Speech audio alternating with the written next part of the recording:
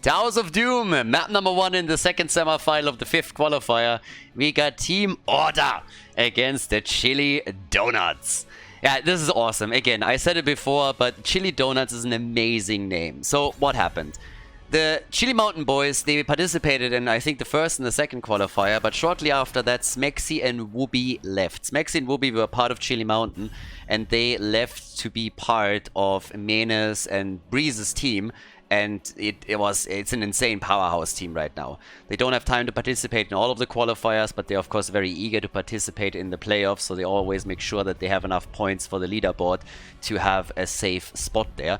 But that left Chili Mountain in a bit of a pickle because they were lacking 2 players and they didn't know who to sub in for it.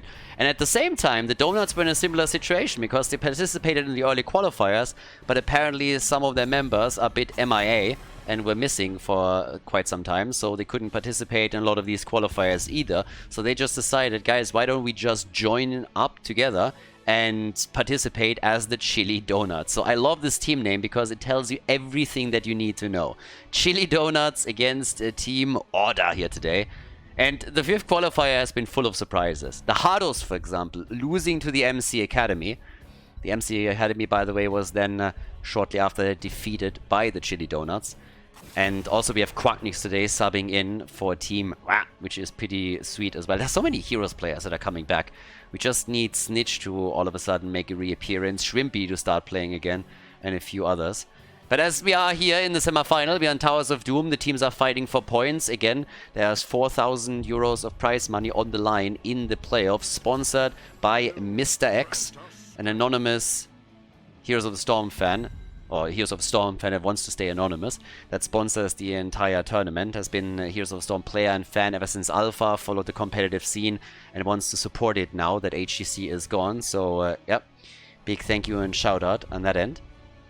And that allows us, not only for the X-Cup Summer, but also for the X-Cup Fall, where we now have some awesome games. I mean, seriously, all of these tournaments so far have been absolutely glorious. Some of the matches where Team ORDAH have been trolling a bit, get defeated. We have some teams like the MC Academy stepping it up and really leaving a mark. Then, of course, now the Chili Donuts. And I love this team. I mean, you look over to their players. You got Ixe, you got Barkult. We have Mak and Lauber playing together with Rutsu. And that is just awesome. Honestly, I also don't know what's going on with the Rutsu here. The entire time he's like, I'm called Bang now, and everybody's like, Bang is a shitty name. And now all of a sudden we have him back with his proper team name, which is apparently also part of his real name, I don't know. But yeah, it's... I like this one a lot more. Please keep it. Please don't rename yourself again. This is a good name for you. And I know it's part of your real name, as far as I know, but yeah, this just fits. It might be because this is how I got to know the guy, but either way. Vala gets banned out. We are in Towers of Doom as the first map, as mentioned, and we have a Medivh and Diablo composition for Team ORDAH. So they are going to go into Leyline into Apocalypse to try and play this one out. Good for that. And yes. I love that they are called ORDAH and one of the guys is called Out of Order. Okay. Now, what are we getting from the blue team? I love Urel already. Space Goat is so much fun to watch. Annoying to go up against, but she's insanely fun to watch. A good Urel player is just incredible. And here comes Muradin for Lauber. The dwarf is in the house. We get Sylvanas for the first damage. And that leaves us with Rutsu as the last pick. But what is Blade gonna take for the team? Likely gonna play that side laner again. He played a lot of damage too, though. So yeah, Soaking is most likely gonna be the one on the side lane. Leo is still up if they want to go for Leoric here. Could. Definitely a very good option for them. And there's Leoric and Greymane. Oh, the shall suffer. Say hello to your sister for me. Oh yeah, will do. Zeratul, Rutsu with Zeratul on the last pick, guys. We're set for Towers of Doom, the first map in our second semi-final of the 5th qualifier. It's a great lineup on both sides, and of course the team composition for the Chili Donuts is pretty awesome. Towers of Doom, our first map. Let's get going without further ado. Chili Donuts against Team ORDAH. We got Mako on Sylvanas, Ixia on Brightwing, Rutsu on Zeratul, Lauba on Mirrodin, and Backward on Urel. On the right side of the map, we got Zero on Medivh, Blade on Greymane, out of order on Malfurion, Mimikyu on Diablo, and Soaking is playing Leoric. I still don't know if it's actually a name or a description, but either way, it fits perfectly. Leoric is going to do exactly that. He's going to go Soaking that mid lane and the top lane. On level 1, we got the Shadow Hunter. And right away, the attack against Lauban, guys. Have you ever thought about that name, by the way? Shadow Hunter? I mean, why would you hunt shadows? It's one of the dumbest things that you can possibly do. First of all, you cannot catch them. It just doesn't work. So if you're going to hunt shadows, then you are in for a huge disappointment. And they will be gone eventually because, yeah, at some point it's gonna be night and all the shadows are gone. So either way, Shadow Hunter seems like a pretty weird name. I mean, maybe you hunt in the shadows, but wouldn't that be the shadowy hunt? I mean, either way, it's just weird. Some of those things, they sound cool, and then you think about them and you're like, yeah, that's a little bit dumb. I mean, it's right there in line with the ninja assassin, another oxymoron. Or, yeah, it's just a little bit weird. But again, if you're hunting shadows, then you're doing it wrong. You're doing it very, very wrong. And also, if you hunt from the shadows, then a flashlight would already be your demise. So, I don't know. It seems just like a bit of a weird one. That's better names. We should cover up with our own talent names. I mean, I'm still advocating, you know, for some specific changes to the meta and also for, like, talent changes. One of my best ideas to date, and I talked about it again the other day. I mean, it's an idea that I had years ago already, but Blizzard just won't implement it, despite the fact that I'm telling them that they can absolutely take that idea. They don't have to pay me anything. It's fine. But I'm waiting for the day when we bring Abathar completely back into the meta by introducing a no-heroic ability that is called Bitch Slap. And Bitch Slap pretty much just means when you slap someone from behind hard, like this, then you insta-kill them. Guys, the possibilities are endless. You walk past one of these shrubs here, and you are in constant terror that Abathar is coming in from behind and just like, BAM! Slaps you. You have a Medivh on the other side with an Abathar, the portal appears behind you, BAM! Abathar is there, you know? So you will live in constant terror of the slug, and the slug will reign supreme. Hail to the king, baby. Exactly. King Slug in the house. And, well, if Bitch Slap is a little bit, you know, too non-PC for Blizzard, I'm absolutely okay renaming the talent. I'm absolutely okay with it. We can call it the Strong Independent Woman Slap. Or, if we want to be a little bit more accurate, the Strong Independent Slugger Slap. That works too. Both work absolutely fine for me, but it would revolutionize the meta. So many new composition. It would be amazing, and you all know it. I mean, just imagine it. Just picture it for a second. Stitches hook on a target, Abathar is there, bam! Time and time again, it's just the Slabathar. That would be the perfect... It wouldn't be imbalanced at all either. Because if you screw up, it has a high skill cap too. Because if you screw up, you're instantly dead. But again, nobody's listening to me, and it is a shame. It's an absolute shame. Either way, now that I haven't seen a single kill yet, but everybody is going for the third altar as usual. So we have the early game shenanigans out of the way already. And as you can tell, it's all about the third altar. And right now, Team ORDAH is doing a fairly decent job trying to control this one, but the interrupts are there because the Chili Donuts, they are trying to grab this one as well, and an early level 7 talent would help them with that. So they're already trying to set this up. But yep, there we go. I mean, either way, we currently have a 36 on each side, and who is going to take the last one? Who is going to take the last altar? I gotta admit that every single time that I talk about the Chili Donuts, I am thinking about, you know, some chilled donuts with Krispy Kreme or something along those lines. It's honestly a little bit confusing because when they were called the donuts, it was already annoying as hell because I was always hungry. Fruit fly is down, but now they're called the Chili Donuts, and now I have like sprinkles in my head whenever I think about that, and I want donuts now. Yeah, as good as the name is, like, that is a bit annoying. Oh, no way! Okay, Marke died. I mean, thank God. If he would have survived that, that would have been such a meme. Can you imagine he dodges out on that last attack and just makes it around the corner? That would have been crazy. 2 kills to 0 against the Chili Donuts. They gotta be careful that they are not being eaten alive here, because Team ORDAH is currently taking a massive bite out of them. Medivh is at 33 stacks, so yeah, that is working nicely for them too. Portals are coming out, trying to make the play here once again for the bot lane. And since they have Greymane, they can take structures down very, very easily. So there's another approach towards Muradin, but they can't do anything here. I mean, it's still early in the game. There's not really a big experience advantage. But the stacks are slowly coming together. Medivh finds himself in a good spot. He needs only 5 more and he's done with his baseline quest. Diablo also closing in on a completion. By now, as you can tell, we have the pumpkins taken. Everybody is moving through the portal and trying to get access maybe to Lauber. Can they lock him in? No. Level 10 abilities would of course be neat. But there's the attempt for Marke and they take him down. Marke is dead, and that's the 3rd kill in level 10 for them. Lauber is immediately jumping away as the portal comes. Brightwing! Uh-oh, the fruit fly in trouble. And Ixia survived. No, maybe not. Ixia is dead, and Medivh is about to complete his quest. Oh, please die. It would have been hilarious if he dies at 39 stacks. I mean, of course, I mean, part of me really wants him to complete it, don't get me wrong. I have nothing against Zero, not in the slightest. But it is freaking hilarious when you have a Medivh player that is sitting at 36 or 39 stacks, and then just before he's able to complete it, he goes down.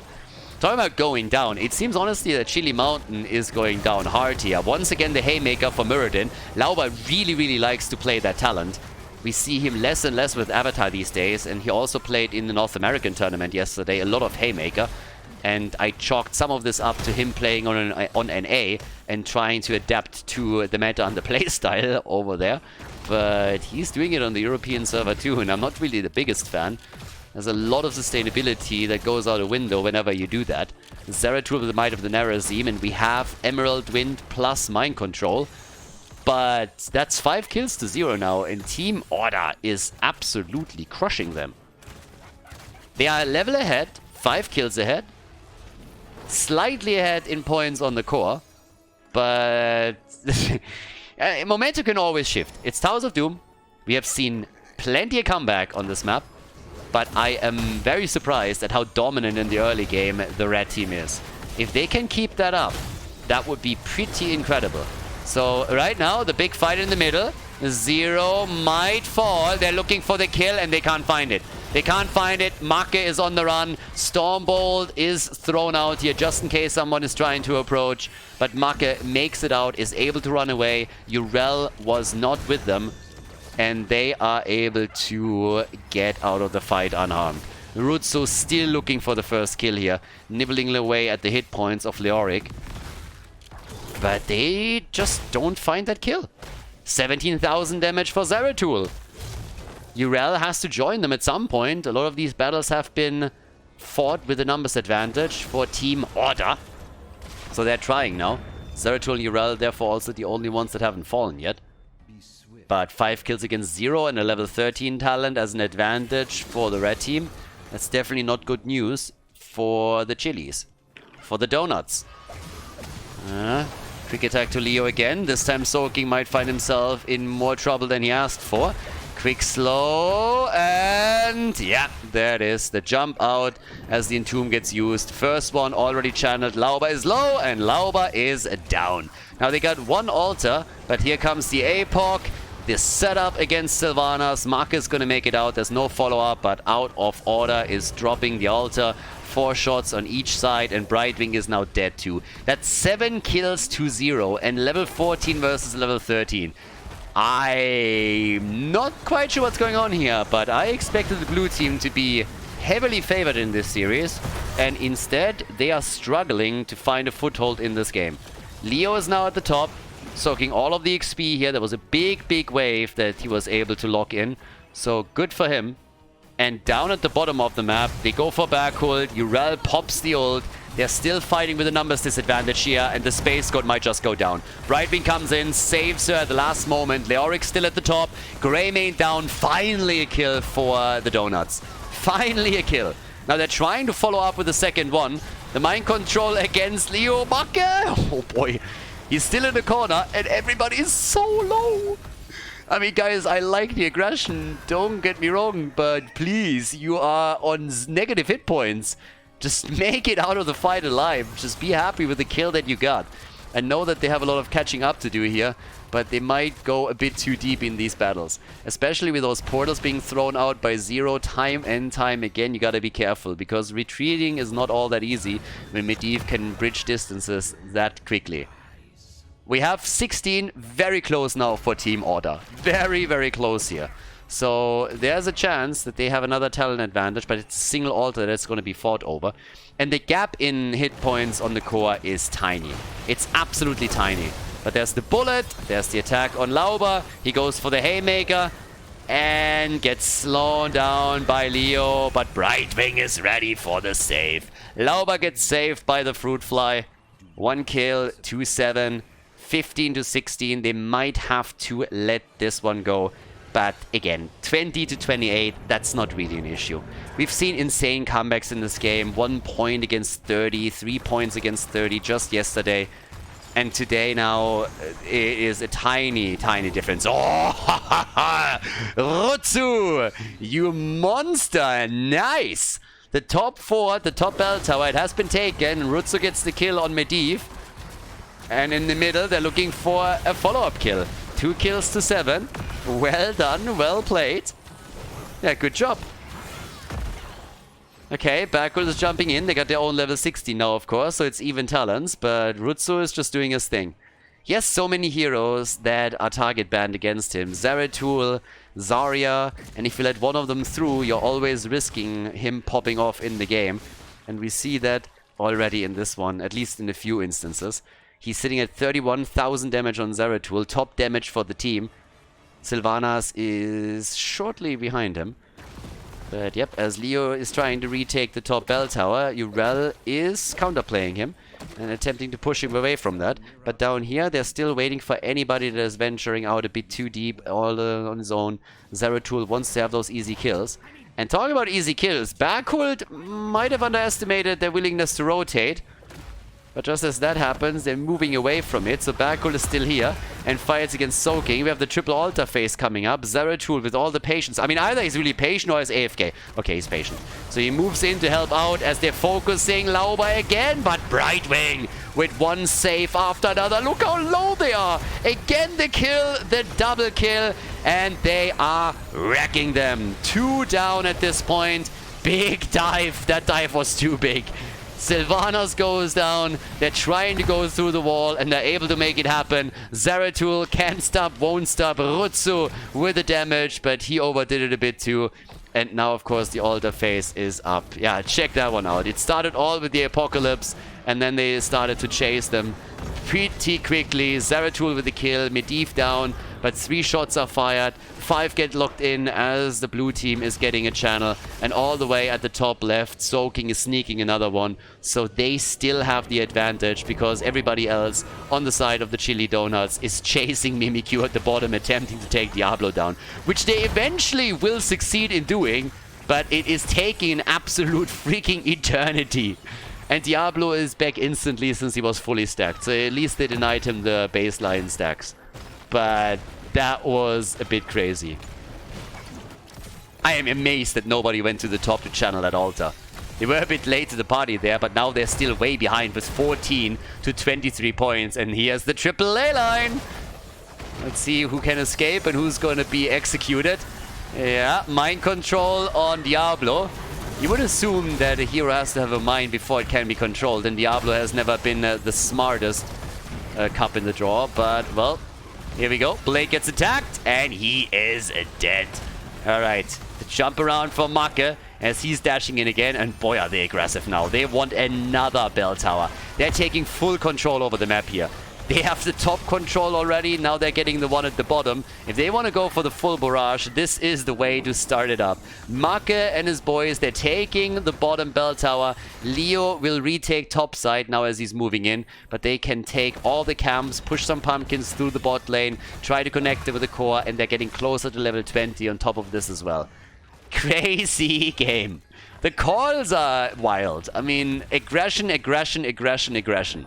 At times, they're just sitting there waiting and playing the patience game, and then all of a sudden the call is made and everybody is just going absolutely bananas. Yeah, it's nuts. So, top side, they go for the shots.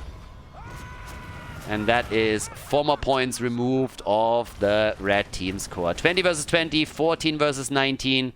And the level 20 talents, Medivh cheating as usual. I love that Blizzard actually makes it so obvious, right?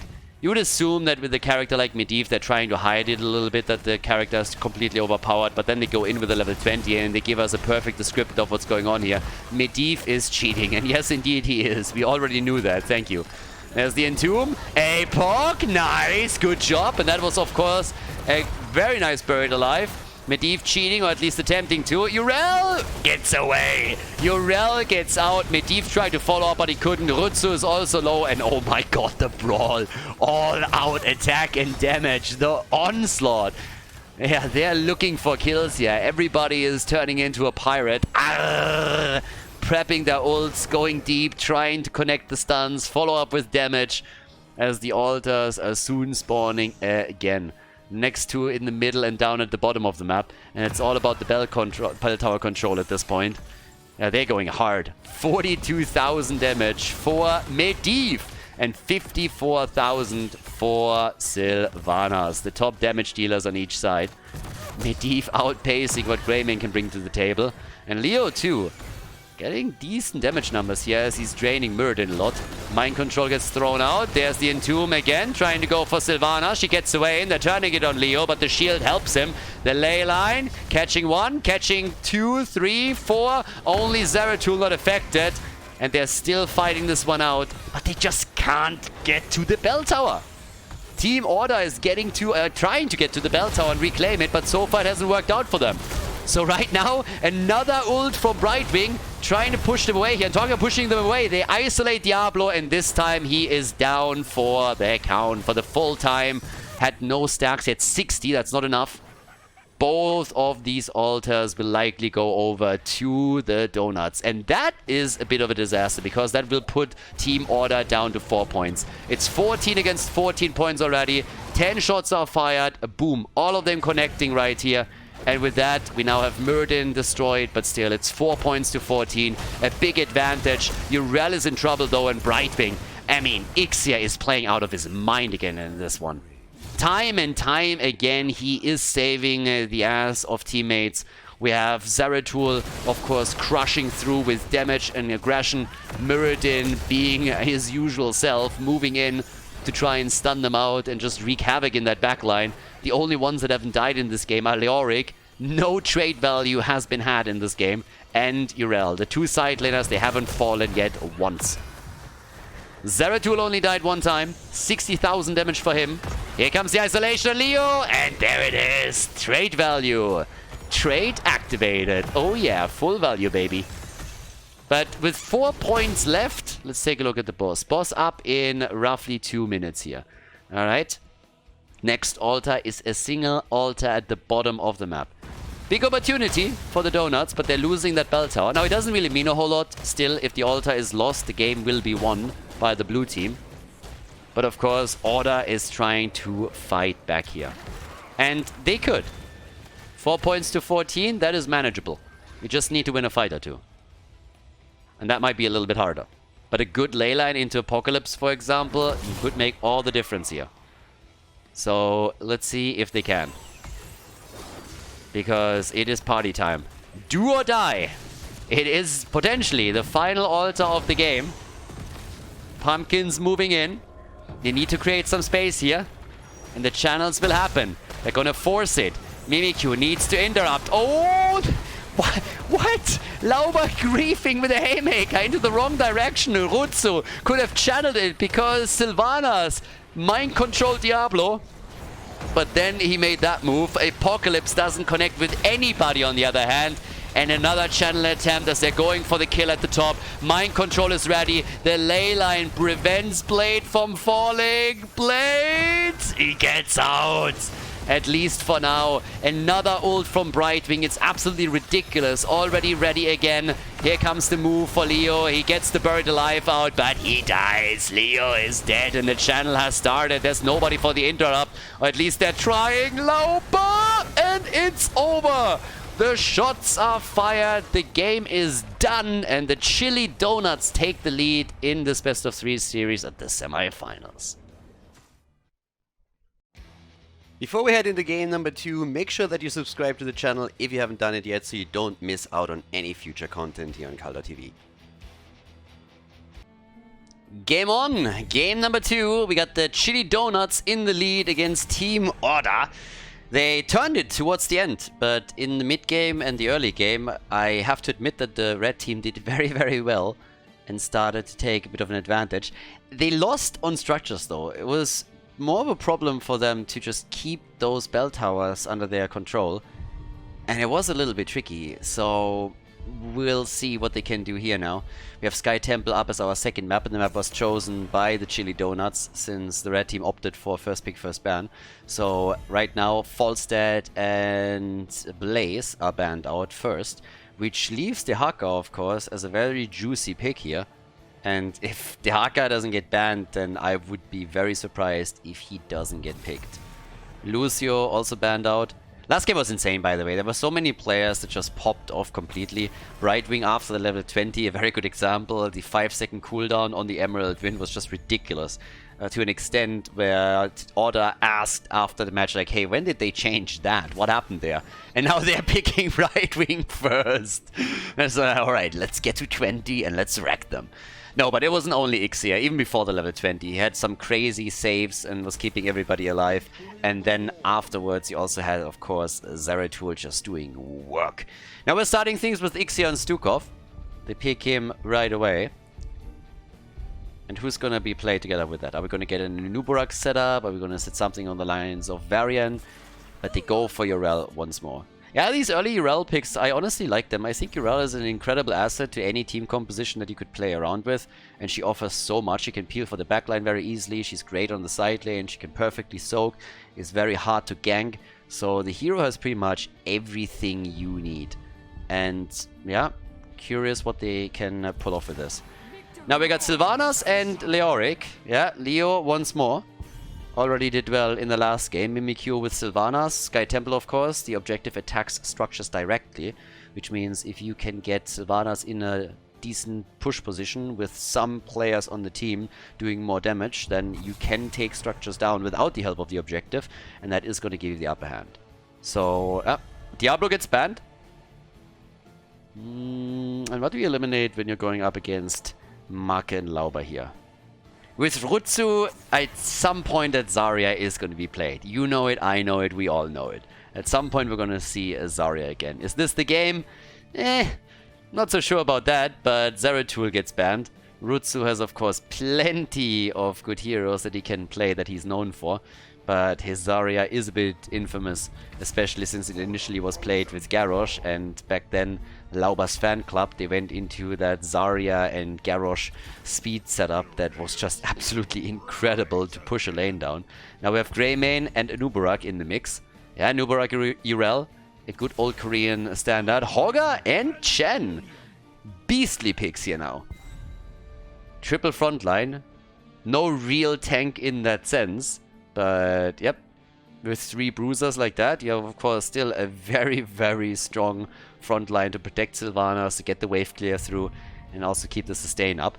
And that brings us straight into Rutsu. So, what are they gonna get for the last pick now?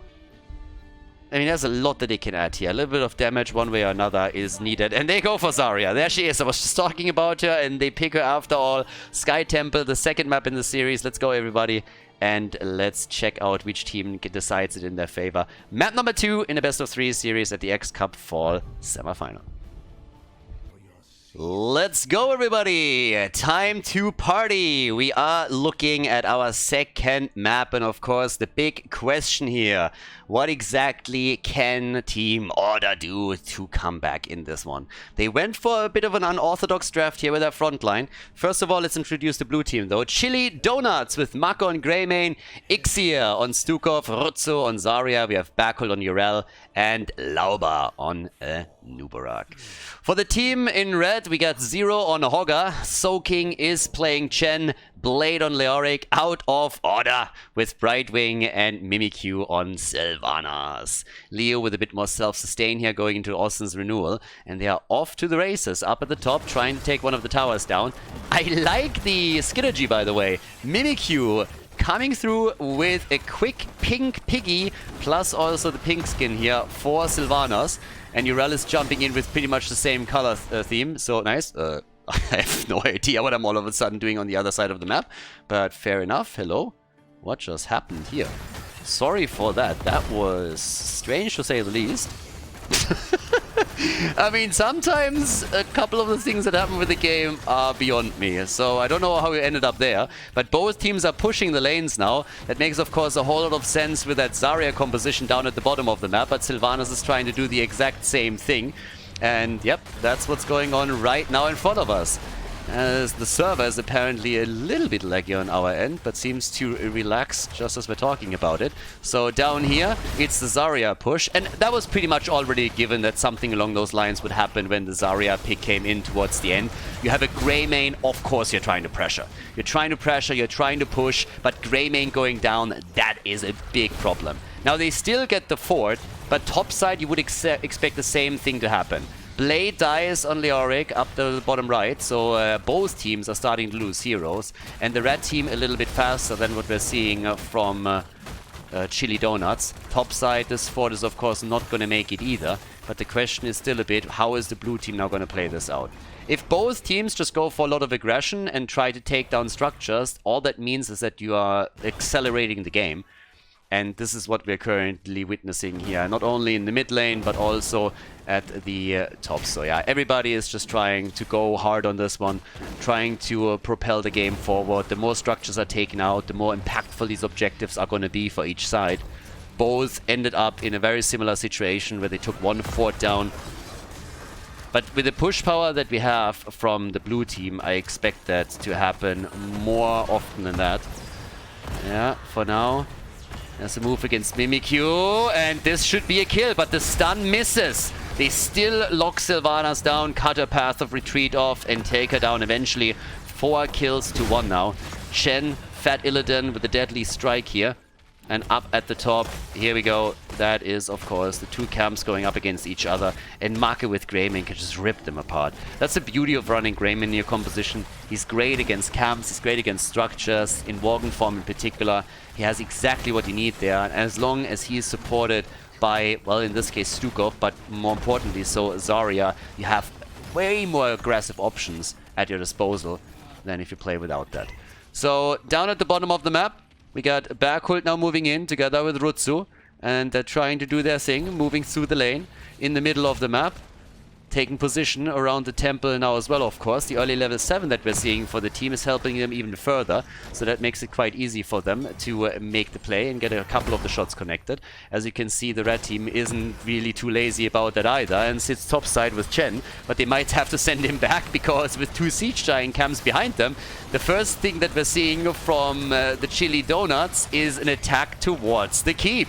And nobody's moving back. This thing is gonna fall. They need to do something here. They have Zero in the middle and they have Chen up at the top, and the two of them have just been soaking the entire time. But now Sylvanas goes down and the keep isn't really looking good. We are 4 minutes into the game and they are about to lose this one. Absolutely no chance here. And they go for the good old Fnatic strategy. Push, push, push, even without the boss, and they're killing them. It's 8 kills to 1 now. They don't even have level 10. Lauba gets polymorphed. Leo is already back. He is back and instantly dies again. And they're going for the core at the 4-minute mark. The fuck is this? Quick match? 4-minute core attempt. Another kill. Mimikyu is trying to get out. Brightwing saves her. But this is getting ridiculous. The core is losing hit points. Guys, we're 4.5 minutes in and they just don't stop. The middle fort has taken damage on the blue team side as Chen is still playing with Urel. Finally a kill on Greymane. But this is just a joke. What the hell? They finally defend against them and take all of them out with the exception of Lauber. That in and of itself is already making me wonder what exactly happened there. Lauber the only one escaping. Are you serious? 9 kills, 2-4. And now the final few shots are being soaked. But yeah, this is, yeah. This is wild. Now you look at the minimap and there's only 1 fort standing for the blue team. Whereas we still have 2 for Team ORDAH, but the loss of the keep at the bot lane, and in addition to that, also the damage that was taken on the keep is a problem. Now with level 10 abilities, they're not hesitating for even a second and move straight for the boss pit, so they're gonna try and claim this, and without heroic abilities, Team ORDAH can't do a whole lot about it. They can't do anything about it. Zero sees it, but they just now get level 10, and yes, Chen has of course his barrel, but it's already too late. They're not able to do anything here. And they won't chase Blade as it seems. Apparently they're trying to end the game right now with a boss. And there's a chance that they're pulling this off. Again, the core has already taken damage. And it seems that Team ORDAH, what do they have? Sylvanas is the best damage dealer against this. And as long as they control her, she's not going to make it towards the boss. And they can try and help the boss to go through the shield and then just right-click the core. And Nubarok already with the cocoon. Nobody really cares about Chen for now. They want to burst him down. And there comes the stun. And goodbye, Panda. Yep, that wolf just got his lunch. Now, the core is slowly losing the shield. The boss is nearly down, but it's a 5 versus 4 at this point, and it's all about keeping Greymane alive. But Nubarok goes down, so does Stukov. The core is falling then again. The core is down to 63%, but they are killing everyone. Greymane never made it onto the core. Urel is still hopping around. The ult on Leo still down for 25 seconds, but they are slowly and steadily whittling down the hit points of the core. 63% right now. So, yeah, Urel is dead too. We have 8 kills to 10. This game is ridiculous.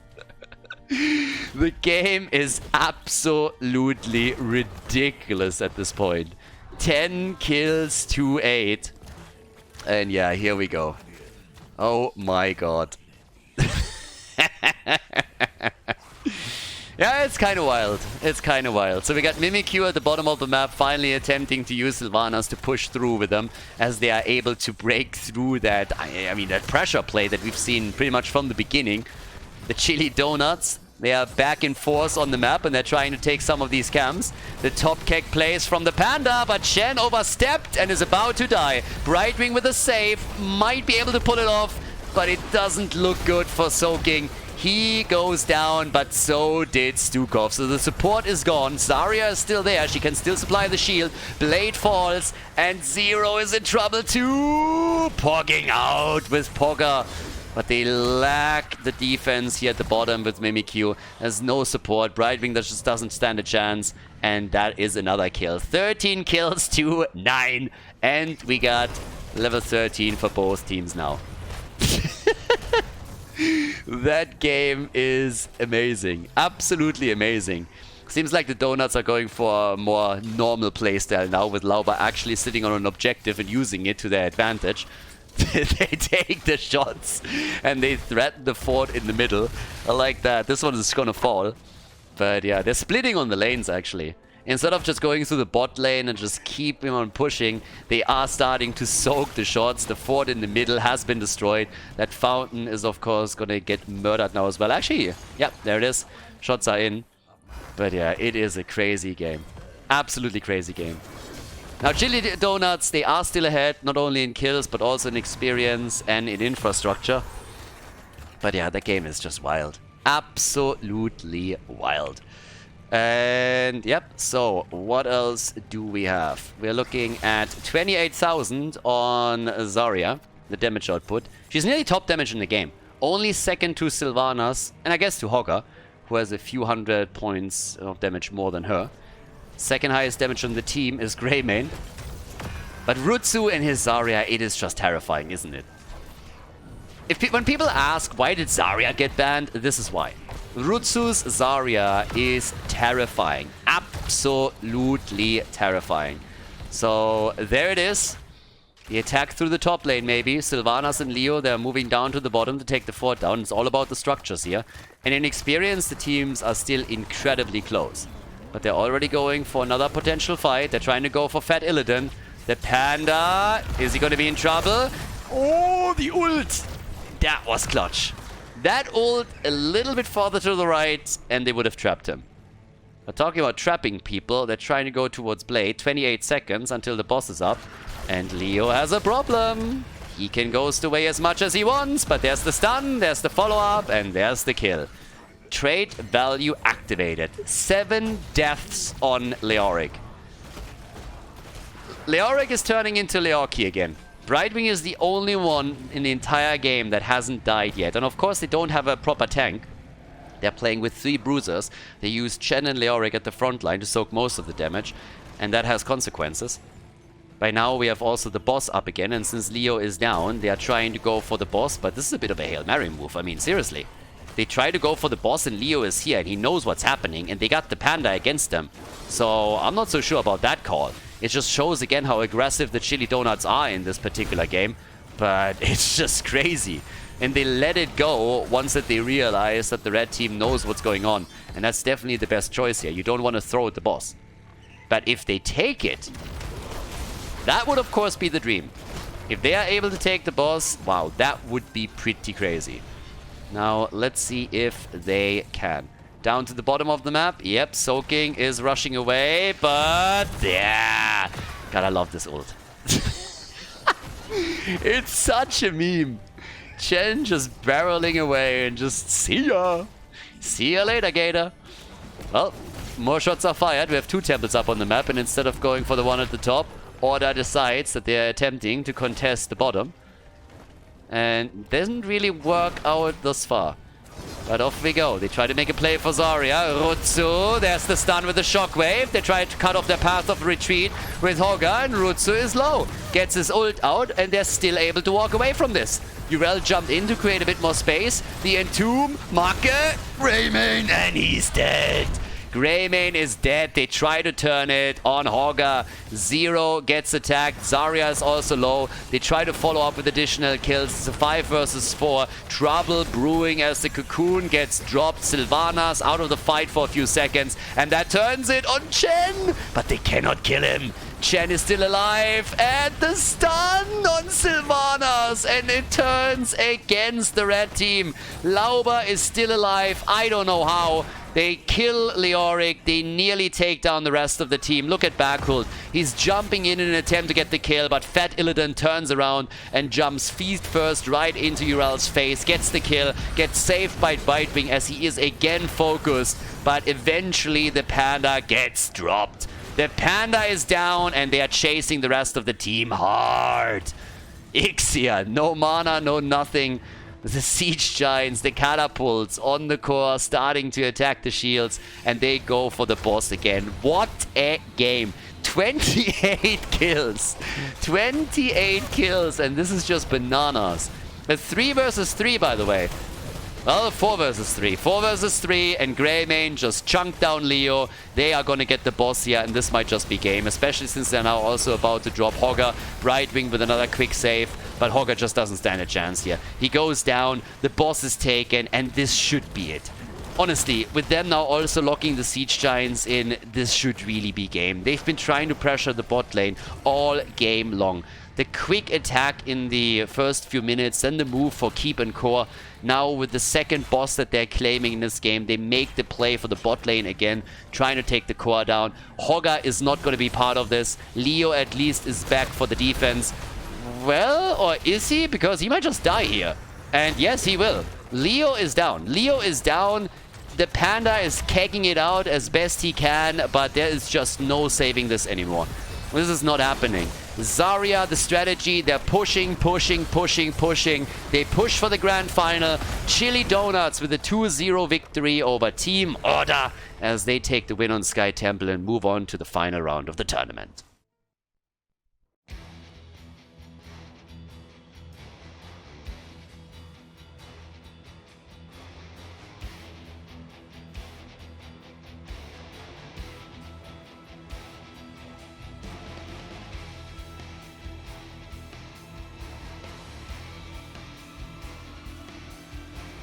Thank you everybody for watching the video today. I hope that you enjoyed the show and the commentary. And keep in mind that the spoiler protection that is going to run for the rest of the video is made possible by all the support on patreon.com. So guys, if you want to support my work, if you want to help me start new projects and keep the spoiler protection in place, please consider heading over to patreon.com/Khaldor. There's also a link in the YouTube description and check that out. Thanks in advance and see you guys next time with more esports coverage here on Khaldor TV. Have a great day.